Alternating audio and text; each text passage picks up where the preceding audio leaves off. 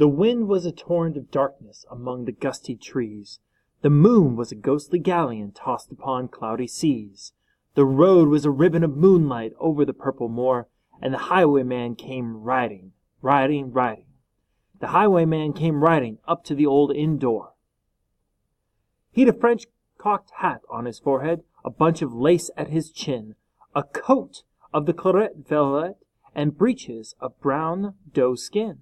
They fitted with never a wrinkle, his boots were up to the thigh, and he rolled with a jeweled twinkle, his pistol butts a twinkle, his rapier hilt a twinkle under the jeweled sky. Over the cobbles he clattered and clashed in the dark inn yard, and he tapped with his whip on the shutters, but all was locked and barred. He whistled a tune into the window, and who should be waiting there but the landlord's black-eyed daughter, Bess, the landlord's daughter. Planting a dark red love knot onto her long black hair.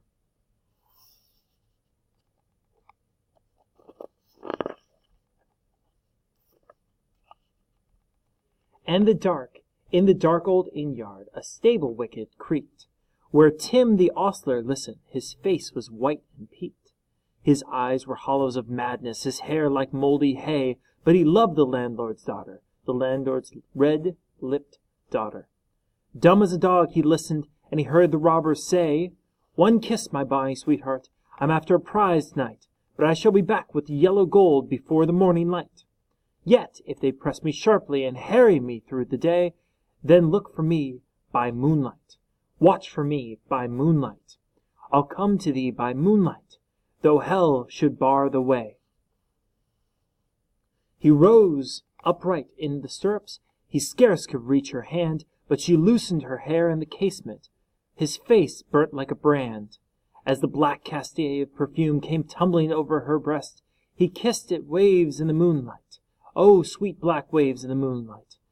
Then he tugged at his reins in the moonlight and galloped away to the west. Part 2. He did not come in the dawning, he did not come at noon, and out of the tawny sunset before the rise of the moon. When the road was a gypsy's ribbon, looping the purple moor, a red-coat troop came marching, marching, marching. King George men came marching up to the old inn door. They said no word to the landlord. They drank his ale instead, but they gagged his daughter and bound her to the foot of her narrow bed. Two of them knelt at her casement with muskets at their side. There was death at every window, and hell at one dark window. For Bess could see through her casement the road that he would ride. They had tied her up to attention with many a sniggering jest. They had bound a musket beside her with the muzzle beneath her breast. "Now keep good watch," and they kissed her. She heard the dead man say, "Look for me by moonlight, watch for me by moonlight. I'll come to thee by moonlight, though hell should bar the way." She twisted her hands behind her, but all the knots held good. She writhed her hands till her fingers were wet with sweat or blood. They stretched and strained in the darkness, and the hours crawled by like years, till now on the stroke of midnight, cold on the stroke of midnight, the tip of one finger touched it. The trigger, at last, was hers. The tip of one finger touched it. She strove no more for the rest. Up she stood to attention when the muzzle beneath her breast. She would not risk their hearing. She would not strive again, for the road lay bare in the moonlight, blank and bare in the moonlight, and the blood of her veins in the moonlight throbbed to her lover's refrain. Blot, blot, blot.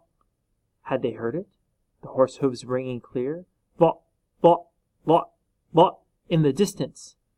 Were they deaf that they did not hear? Down the river of moonlight, over the brow of the hill, the highwayman came riding, riding, riding. The redcoats looked to their pining. She stood up straight and still. Lot, lot, in the frosty silence. Lot, lot, in the echoing night. Nearer he came, and nearer. Her face was like a light. Her eyes grew wide for a moment. She drew one last deep breath. Then her fingers moved in the moonlight. Her musket shattered the moonlight. Shattered her breast in the moonlight, and warned him with her death. He turned, he spurred to the west. He did not know who stood bowed, with her head o'er the musket, drenched with her own blood. Not till dawn he heard it. His face grew grey to hear how Bess, the landlord's black-eyed daughter, had watched for her love in the moonlight, and died in the darkness there. Back he spurred like a madman, shouting a curse to the sky, with the white road smoking behind him and his rapier brandished high. Blood red were his spurs in the golden moonlight, wine red his velvet coat. When they shot him down on the highway, down like a dog on the highway, and he lay in his blood on the highway with a bunch of lace at his throat. And still a winter's night, they say, when wind is at the trees,